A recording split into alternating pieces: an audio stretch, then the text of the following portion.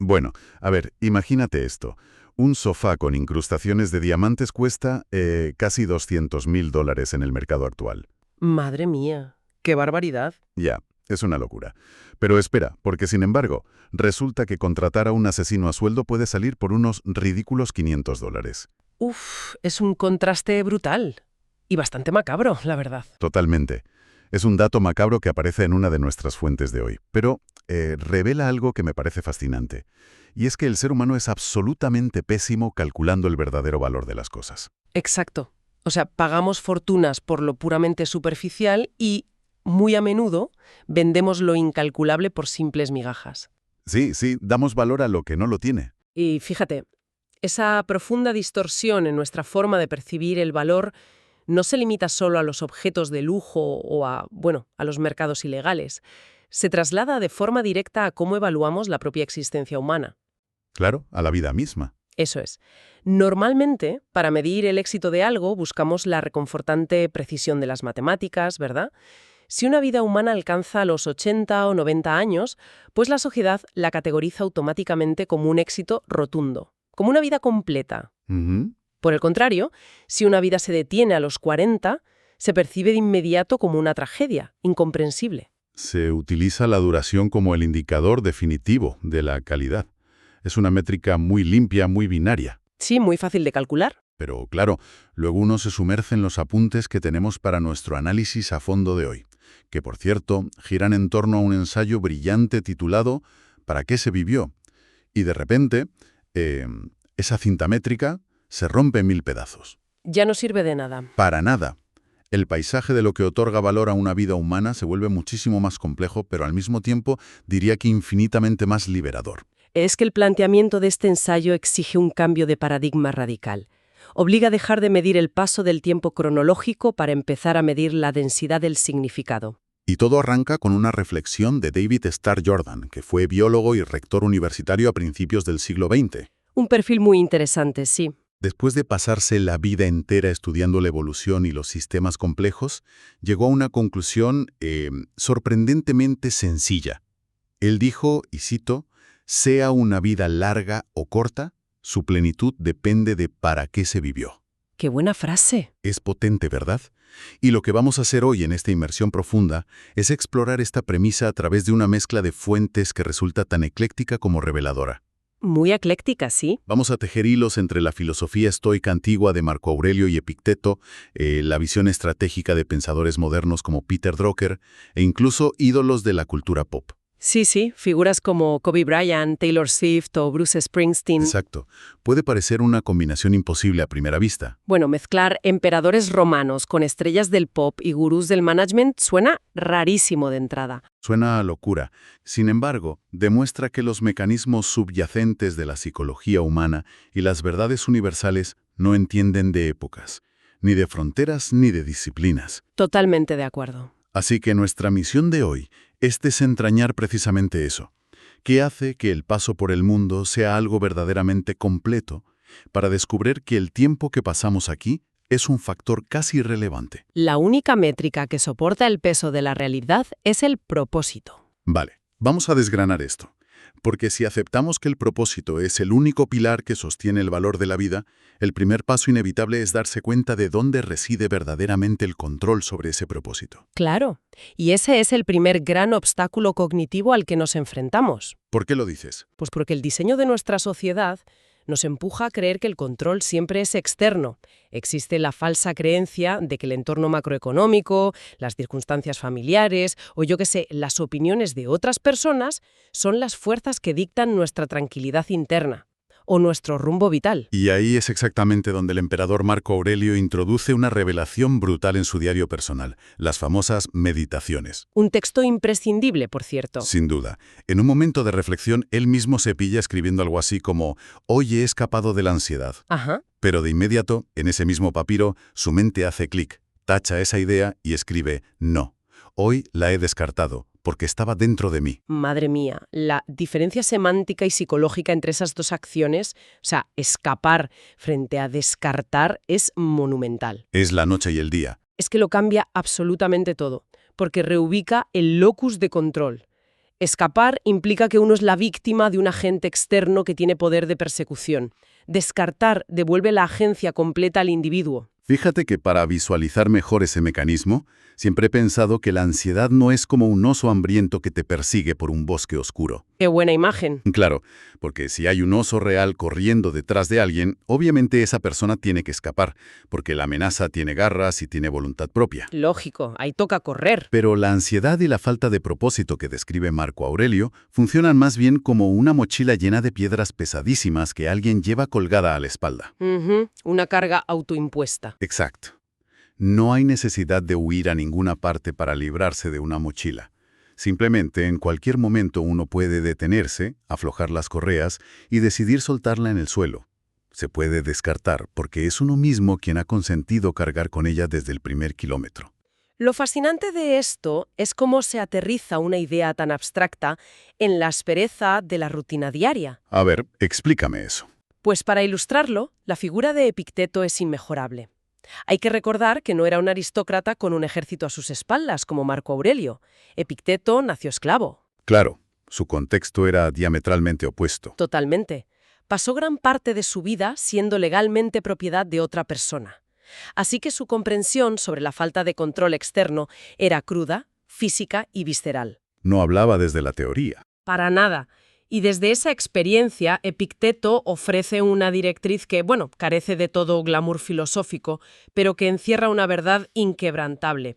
Su consejo literal era: suénate tu propia nariz. Es una imagen increíblemente gráfica y cero pretenciosa, ¿eh? Nada de debates etéreos en las nubes del Olimpo. Es que rehúsa ofrecer un consuelo cálido o una palmadita en la espalda. Vivimos en una cultura que fomenta la externalización del malestar.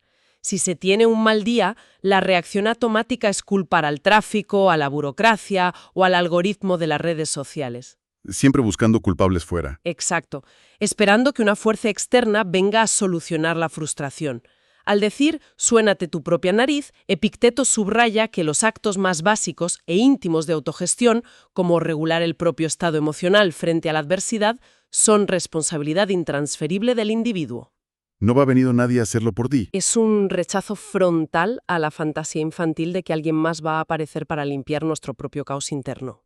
Y esta exigencia de madurez enlaza de maravilla con un concepto de la monja budista Pema Chodron, que también aparece en nuestras fuentes. Sí, la idea del nido. Eso es. Ella explica que estar plenamente vivo y consciente requiere aceptar la sensación de ser continuamente arrojado del nido, ya sea por un despido laboral, por una ruptura sentimental o simplemente por tomar una decisión vital que resulte incomprensible para el entorno cercano. Siempre hay algo empujándote al vacío. El universo siempre está empujando al pájaro fuera del nido. Claro, y el error común es interpretar esa caída libre como una crisis anómala que debe resolverse de inmediato para volver a la supuesta normalidad del nido. Como si fuera un fallo en Matrix. Exacto.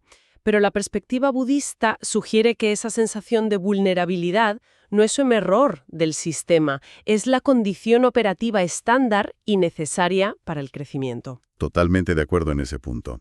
Y fíjate, aquí es donde el libro Daily Stoic hace un salto cultural brillante al conectar esta sabiduría antigua con la cantautora Taylor Swift. Me encantó esa conexión. Es que toman una frase muy directa de una de sus letras, "You're on your own, kid". Estás por tu cuenta, chaval. Literal, esa letra lanza un mensaje claro al aire: se está solo en esto. Y los autores no lo incluyen con afán de ironía, sino porque las verdades fundamentales se manifiestan en todas las generaciones. El individuo está por su cuenta frente a su propia mente y siempre lo estará. Y ojo, lejos de ser una condena nihilista o deprimente, la conclusión es profundamente empoderadora. ¿Empoderadora en qué sentido? O sea, si nadie más está a los mandos de la nave interior, significa que ninguna fuerza externa tiene la capacidad real de arrebatarle a uno su propio núcleo. Solo el individuo puede ceder las llaves de ese control. Ya veo. Pero, por supuesto, asumir que nadie va a venir al rescate conlleva un coste altísimo. La consecuencia ineludible de tomar el control total sobre el propio propósito es la obligación de tomar decisiones críticas. Claro, hay que dar la cara. Implica tener que defender lo que de verdad importa frente a sistemas que recompensan la sumisión, incluso si el precio a pagar es enfrentarse al aislamiento absoluto. Y la historia clásica ofrece ejemplos extremos de esto. Los textos recogen el caso de Elvidio Prisco, un senador estoico en la antigua Roma. Otro personaje fascinante. El emperador Vespasiano, que tenía un poder casi absoluto, le dio a Gelividio un ultimátum disfrazado de cortesía. Le dijo que podía seguir asistiendo al Senado siempre y cuando mantuviera la boca cerrada y no votara en contra de los intereses imperiales. Básicamente, que fuera a calentar la silla. Tal cual. Pero Gelvidio respondió con una lógica implacable. Dijo que su deber como senador era asistir, y si le pedían su opinión, su deber como hombre libre era decir la verdad. ¿Y qué pasó? Pues el resultado inevitable. Vespasiano lo expulsó. Gelvidio, junto a otros pensadores de la época, prefirió el destierro y la pérdida total de su estatus antes que ceder un milímetro. ¡Qué barbaridad! Pero llegados a este punto, hay que hacer de abogado del diablo. Siendo realistas y prácticos, ¿no es esto simplemente un caso de pura terquedad? O sea, ¿qué sentido tiene perderlo absolutamente todo? La influencia, el dinero y el hogar, por un exceso de orgullo. A veces parece más inteligente ceder un poco para poder seguir influyendo desde dentro del sistema, ¿no? Ya. A ver, esa es precisamente la objeción pragmática que la inmensa mayoría de la sociedad moderna plantearía. Desde fuera, la actitud de Gelvidio Prisco parece bravuconería. O un martirio innecesario. Claro, un inmolado, sin sentido. Sin embargo, analizando el mecanismo subyacente, no hay orgullo ciego ni indiferencia ante las consecuencias. Lo que hay es un cálculo de valor llevado a la máxima precisión. Un cálculo matemático, casi. Exacto. El verdadero coraje no es la ausencia de miedo, es la capacidad de contabilizar exactamente cuánto poder, prestigio y comodidad material se van a perder y decidir que el sacrificio vale la pena, porque hay un destino infinitamente peor. ¿Cuál? La pérdida irreversible del propio carácter. Si conservar el asiento en el Senado requería amputar su propia integridad, el asiento dejaba de tener valor. Básicamente, llegó a la conclusión de que era preferible estar desconectado de los beneficios de Roma que vivir desconectado de su propia conciencia. Así es. Y este nivel de convicción no es una reliquia exclusiva de la antigüedad. En el contexto del mundo empresarial contemporáneo, pensadores como Simon Sinek apuntan exactamente a la misma dinámica. Sí, Sinek es muy claro con esto. Él argumenta que el liderazgo real consiste en defender a las personas, no en proteger un producto, un servicio o maquillar una métrica trimestral. Cambiar la cultura de una corporación requiere defender valores humanos por encima del rendimiento inmediato. Y eso cuesta caro. Cuesta carísimo, porque llevar a cabo esa defensa dentro de una gran organización exige exactamente la misma disposición a enfrentarse al destierro institucional que mostró el vídeo Prisco. Requiere estar dispuesto a que se bloqueen los ascensos o se deniegue el bono económico por mantenerse firme en lo correcto. Aquí es donde se pone realmente interesante, porque todo este debate nos devuelve a la distorsión del valor de la que hablábamos al principio del programa. Claro. Si un mercado es capaz de valorar más un sofá con diamantes que una vida humana, ¿cómo calculamos el valor real de nuestras acciones y principios dentro de sistemas que están, de base, estructuralmente equivocados? Pues la respuesta nos la da Peter Drucker, que es uno de los pilares del management moderno. Drucker observó cómo esta miopía a la hora de calcular el valor no solo afecta a los individuos, sino que destruye a las corporaciones desde dentro. Es como un virus organizacional. Totalmente. Señaló una patología organizativa común: las empresas tienden a sobrevalorar la integración y el proteccionismo interno. Desarrollan la falsa creencia de que si acumulan conocimiento especializado y lo mantienen blindado y en secreto absoluto, están maximizando y protegiendo su valor en el mercado. Es una actitud casi paranoica, ¿no? Acaparando recursos sin darle salida. El problema es que Drucker identificó que el conocimiento no es un metal precioso que se pueda guardar en una caja fuerte. El conocimiento obedece a otras leyes físicas. ¿A qué te refieres? Para entenderlo, es útil pensar en una batería recargable.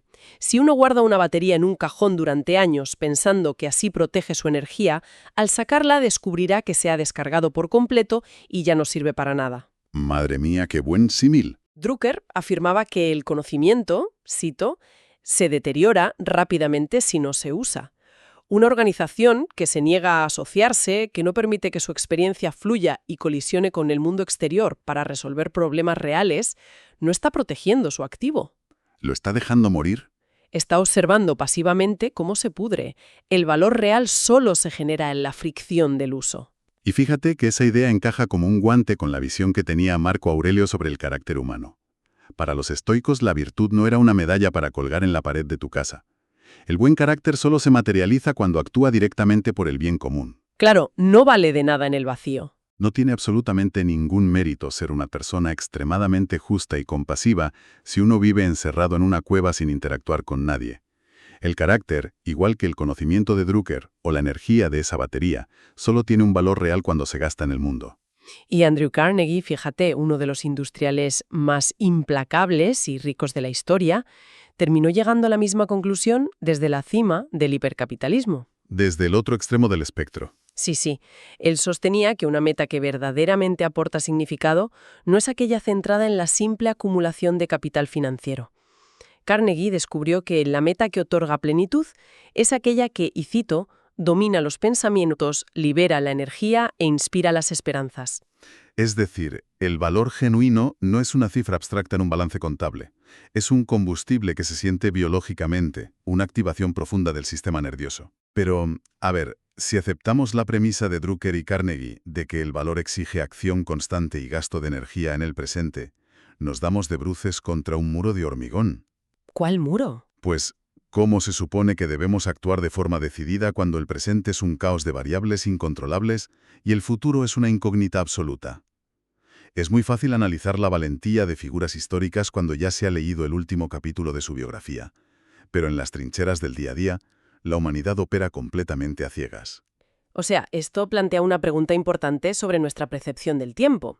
En las fuentes, el prestigioso historiador David McCullough aporta una reflexión que actúa como un jarro de agua fría contra nuestra arrogancia retrospectiva. A ver, cuéntame. McCullough explicaba que el desafío más monumental al escribir sobre el pasado es lograr transmitir al lector contemporáneo que, en su momento, nada estuvo nunca encarrilado. Ah, claro, tendemos a ver la historia como un guión cerrado. Existe una tendencia natural a visualizar la historia como un guión predeterminado, asumiendo que las grandes figuras sabían que estaban haciendo historia.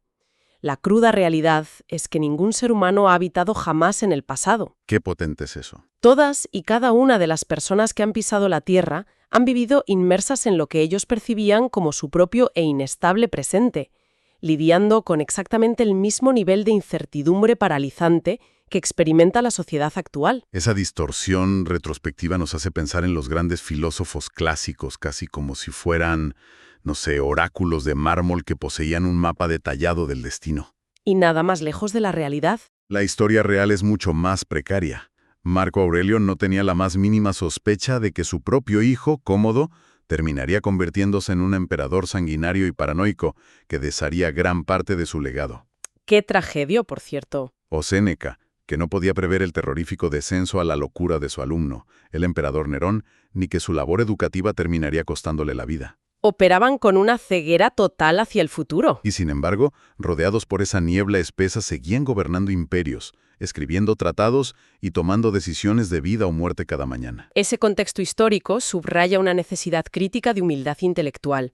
El autor Brian Aldiss aporta una pieza clave al afirmar que la creatividad y el liderazgo consisten fundamentalmente en formular soluciones a problemas en tiempo real, operando de manera obligatoria con información asimétrica e incompleta. Siempre nos faltan datos. Siempre.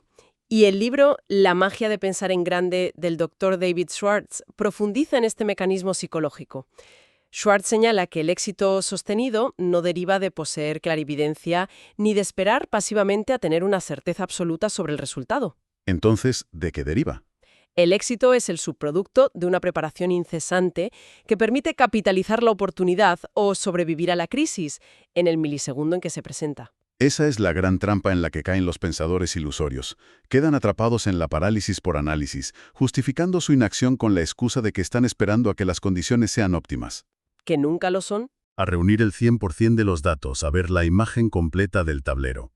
La revelación aquí es que las personas verdaderamente eficaces actúan con la imagen fragmentada y parcial que tienen en las manos hoy, aceptando con madurez que nadie en toda la historia de la civilización ha tenido nunca el lujo de contemplar el panorama completo antes de mover su ficha.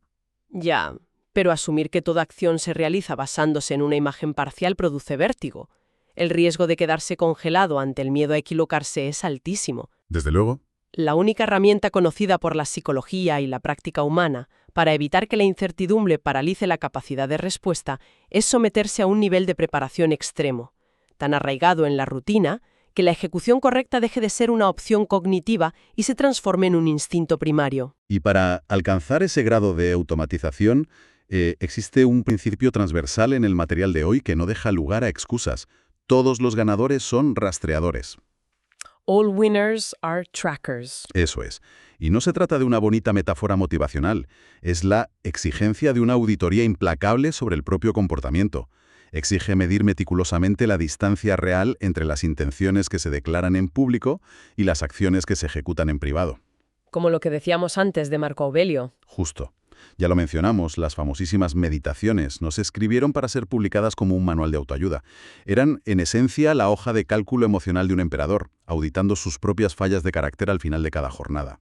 Y si avanzamos un par de milenios hasta la alta competición moderna, la figura de Kobe Bryant representa la máxima expresión de este principio. Kobe era de otro planeta. La psique de Bryant operaba bajo un sistema dual fascinante. Durante los entrenamientos en la soledad de la madrugada, se sometía a una ética de trabajo basada en la humildad más absoluta, actuando bajo la premisa de que no poseía talento natural y de que cualquier rival podía superarlo. Se vaciaba por completo. Sí, sí.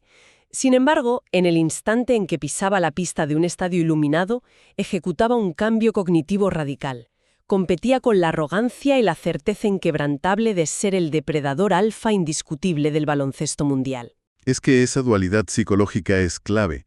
La humildad extrema durante la fase de preparación permite que el cerebro reconozca la brecha existente entre el nivel actual de habilidad y la excelencia requerida. Impide la complacencia. Efectivamente. Por otro lado, la confianza casi arrogante durante la fase de actuación no es un espejismo.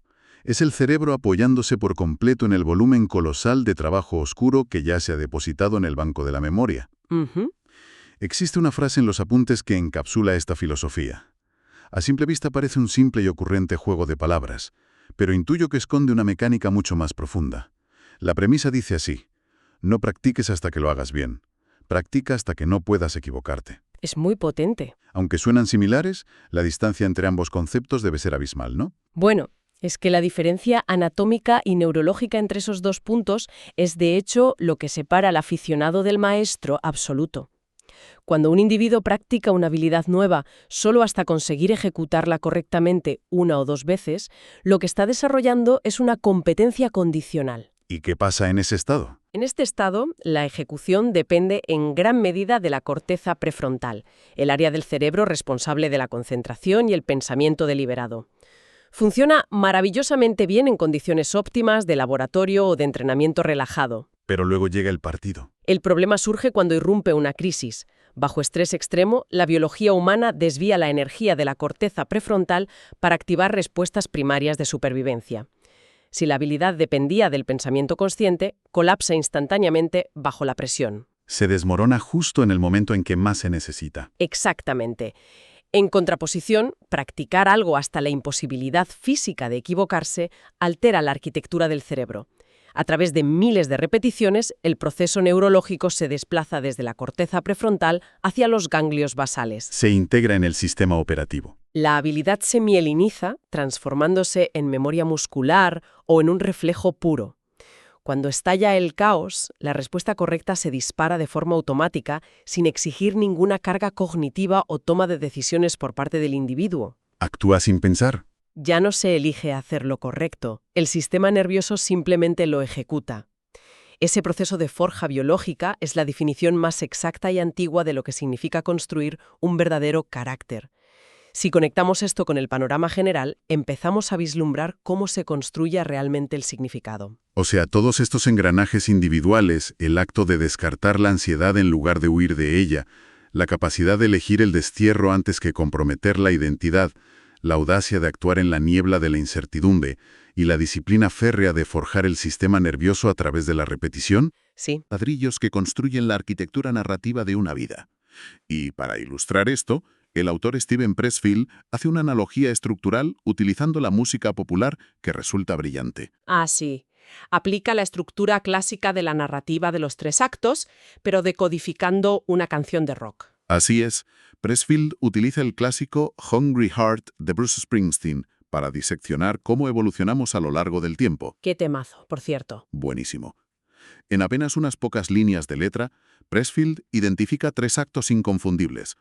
El acto 1 representa el inicio, la chispa de la aventura, la inocencia de enamorarse asumiendo un riesgo que tal vez termine en desastre. El comienzo de todo viaje. El acto 2 es el descenso a los infiernos, la destrucción inevitable de aquello que se había construido, el clímax del sufrimiento. Y finalmente, en el acto 3, el protagonista se encuentra de nuevo en Kingstown, aparentemente en el mismo punto de partida, pero interiormente transformado de forma radical. Ya no es el mismo. Ahora es una persona forjada por el peso de la experiencia acumulada. Es la estructura universal del gancho, el desarrollo a través del conflicto y la recompensa temática final.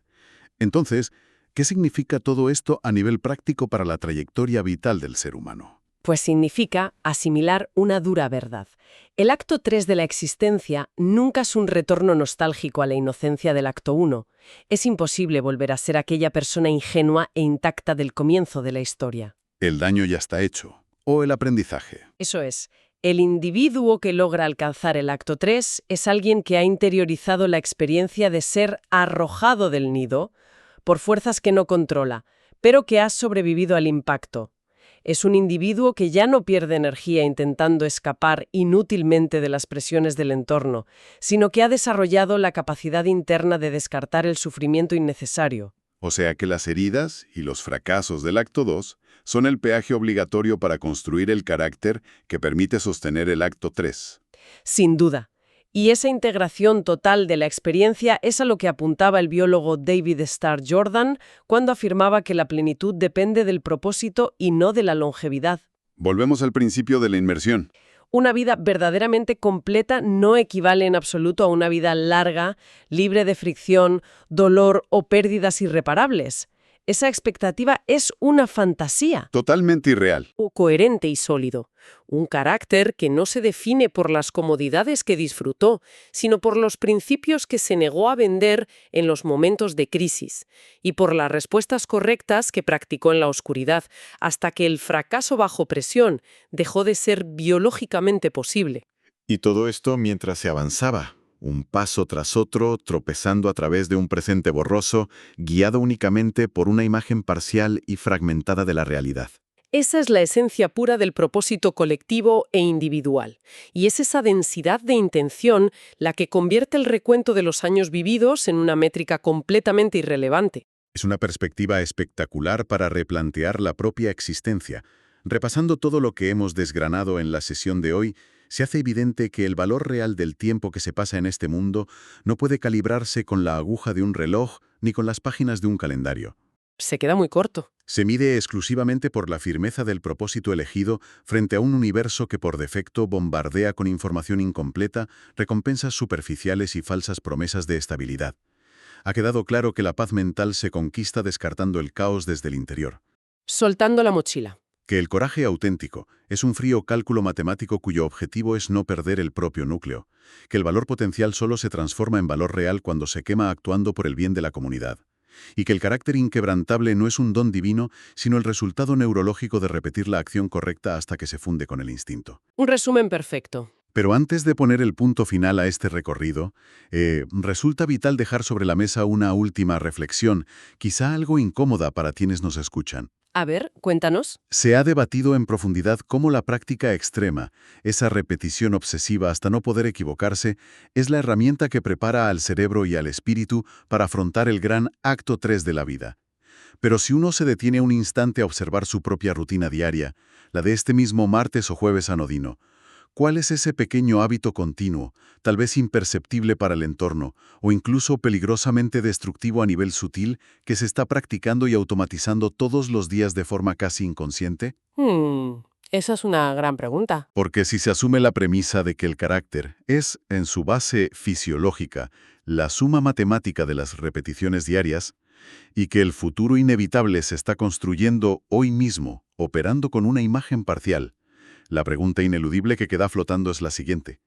¿Para qué tipo de oscuro y complejo acto 3 nos están entrenando en secreto los hábitos inconscientes que elegimos tolerar hoy? Es una cuestión que requiere una auditoría interna rigurosa y carente de excusas. Te deja pensando, desde luego. Y con esa pregunta resonando y exigiendo respuestas honestas, cerramos esta inmersión profunda. Ha sido un trayecto intenso y transformador a través de las fuentes. Queda un sincero agradecimiento a nuestra audiencia por prestar su curiosidad y atención a este espacio de análisis, recordando siempre que diseccionar estas ideas es solo el primer paso. El verdadero aprendizaje y el desafío continúan ahí fuera, en la ejecución práctica del día a día. Un saludo cordial y hasta la próxima inmersión.